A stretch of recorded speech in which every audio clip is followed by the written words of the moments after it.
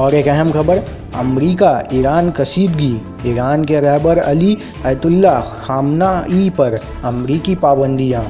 Iran के रहबर अली का दफ्तर भी नई अमेरिकी पाबंदियों का हदफ होगा।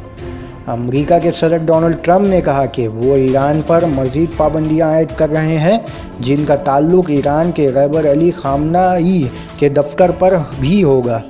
सदर ट्रंप ने कहा कि अमेरिकी ड्रोन गिराए जाने के अलावा दीगर वजूहात भी हैं, जिनके बायस ये इजाफी पाबंदियां आयद की जा रही हैं।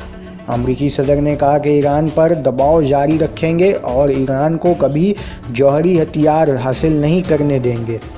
इन इजाफी पाबंदियों की तफसीलात अभी सामने नहीं आई है।